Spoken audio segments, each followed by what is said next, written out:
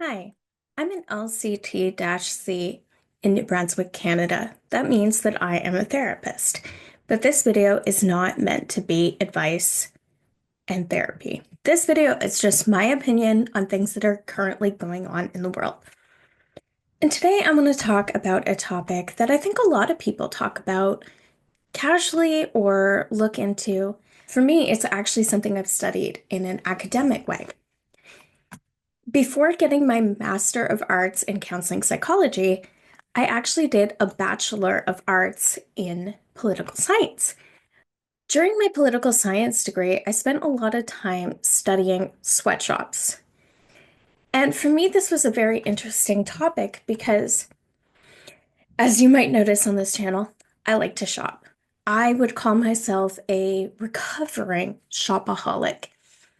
And more recently, you might have seen news come out saying that products from Temu and Shein contain lead and other sort of chemicals that are dangerous to those creating the goods in these sweatshops and slave-like labor conditions, which has also come out. And also, it's come out that more and more places have used sweatshops, and this is very unfortunate.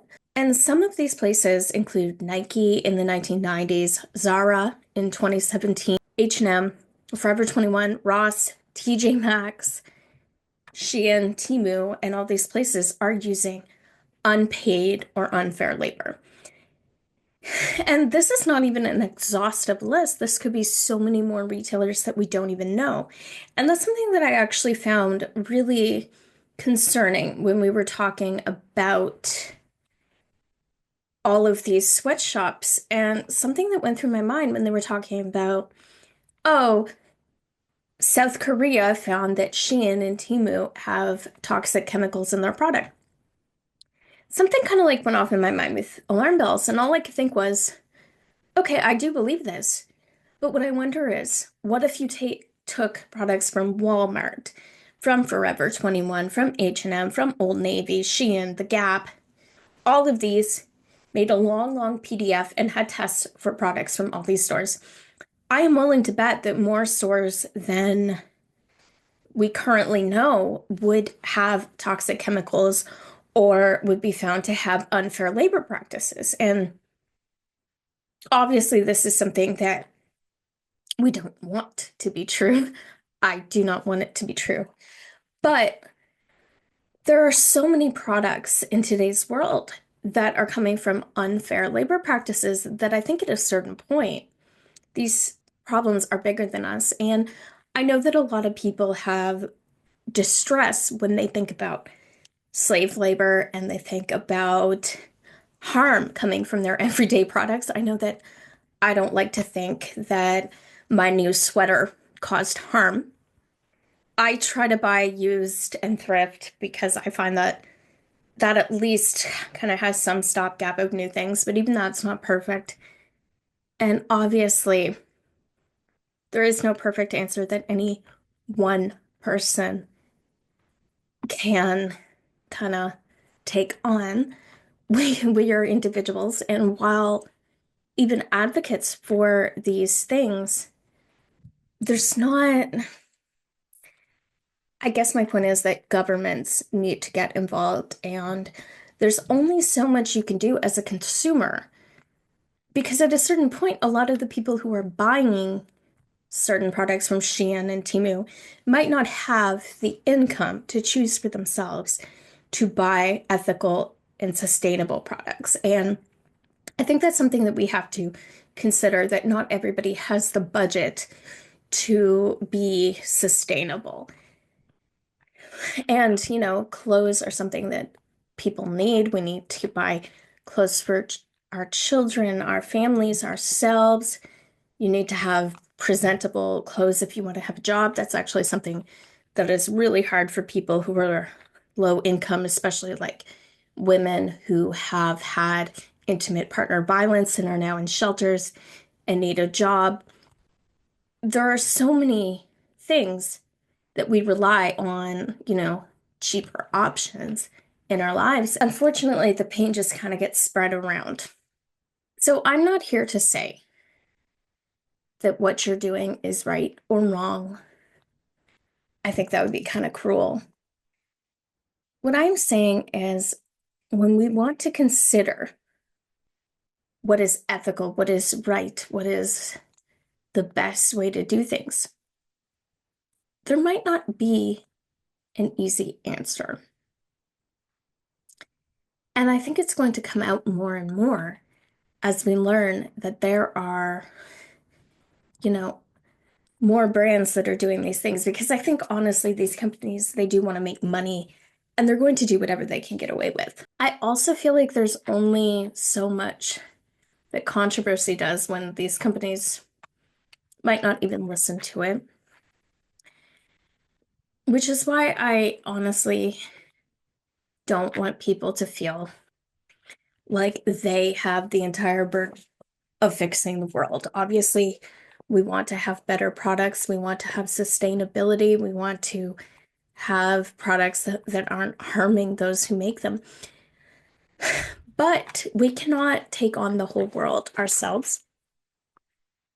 We do need reforms. We do need to have better options for these people who are trapped in these situations that are, not ideal, that are exploitative.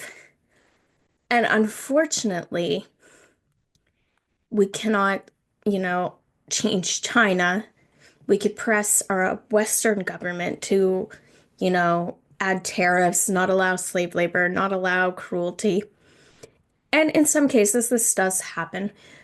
But at the end of the day, these are things that a lot of people just don't have the time, don't have the energy to focus on. We're busy, we're living our lives. Inflation is growing, it's growing, it's growing.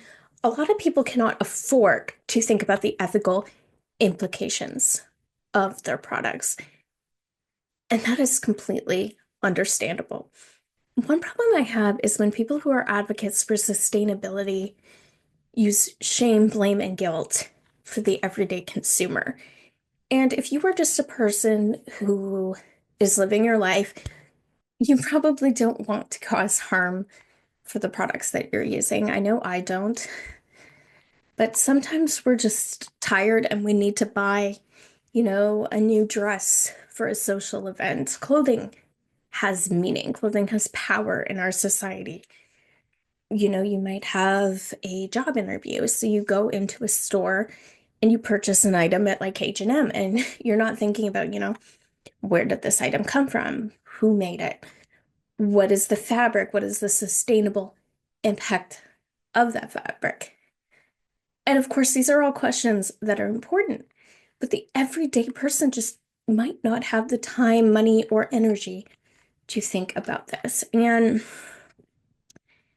I personally think that it is important that we recognize that and that we don't shame and blame, that we educate and we, come up with meaningful solutions and come up with meaningful dialogue. I remember when I was in seventh grade and I was so excited that I got this beautiful new, I think it was a sweater or a top. And I was really happy. I think I had got it in the city at Winners. And I showed it to a substitute teacher that I really respected. And I showed her, "Isn't this nice?" And she just looks at me and she says, "That was probably made by slave labor in Bangladesh." And I hated that item every time I looked at it after. I honestly went to the bathroom and cried. And like I said, this was seventh grade. I was probably 13. I didn't understand the implications of what she said. And instead of educating me or, being kind, her words just made me feel terrible. And instead of learning something, I just learned that something that I liked was bad and I felt horrible. And that didn't, lead me to look into better options. It just caused me to withdraw. Personally, I didn't buy it. My mother bought it. I was a kid. And it just felt really mean-spirited. And even if she was right, that doesn't mean that it was a nice thing to say. And I think that a lot of people, they're doing their best. And I think it's honestly not helpful to approach things from a way of shaming and blaming because this problem is so widespread.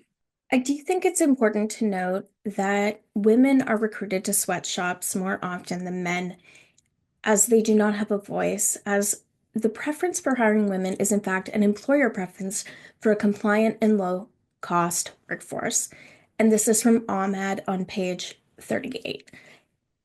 And it's also an important differentiation that women are poorer than males in LDCs, which are lesser developed countries, and have less control over their finances.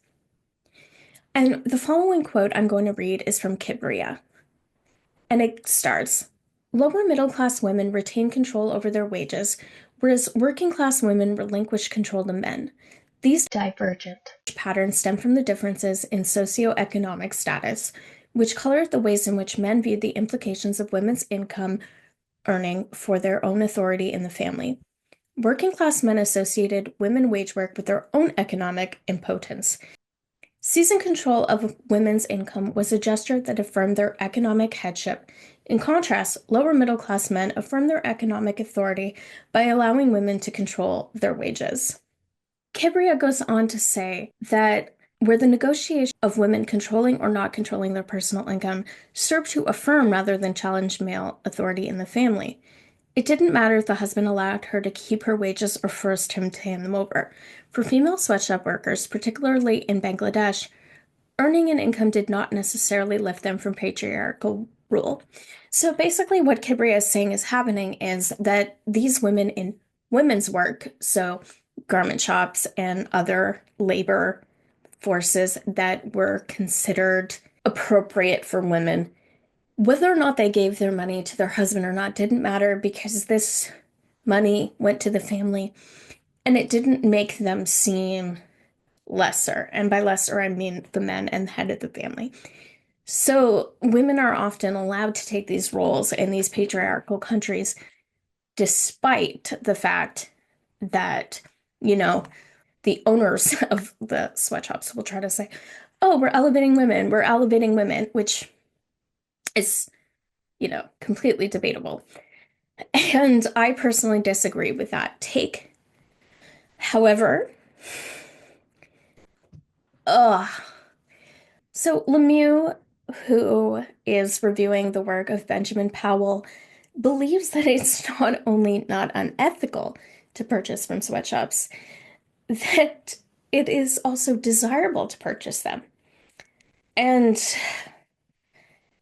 yeah, so according to Lemieux, if sweatshops were to close down, then there would be fewer opportunities for women that work in them. And it should be a no-brainer. It would be better for the poor to have more rather than fewer economic opportunities, which we are talking about people who have absolutely no bargaining rights, who don't have control over their jobs, and who are in situations that are not only exploitative, but dangerous, as you can see by looking into the very unfortunate, very horrifying sweatshop collapsing in Bangladesh in the mid 2000s. And this was absolutely horrific. And I think it's important to point out that despite the argument that development is being achieved through multinational corporations and their generous employment of women in LDCs, it's estimated that over 1.2 billion in the world, or about 20% of the world population, are living on the equivalent of less than $1 a day. And that's from Rodriguez. And that was from 2004. So I am terrified to see the current statistics on this. And I do think that when we have people in powerful positions like Lemieux and Benjamin Powell who are saying, oh, sweatshops are good, sweatshops are development, sweatshops make the world better. These are, the dreamers of capitalism. I'm not against capitalism as a whole. What I'm against is these exploitative labor practices. And I also think that we're seeing a race to the bottom even in westernized companies when we see things like gig workers who are paid basically pennies and then tips. We're seeing, reduction of unionized labor. We're seeing a reduction in social supports. And I personally think that the best capitalism is a democratized system, which also has capitalism.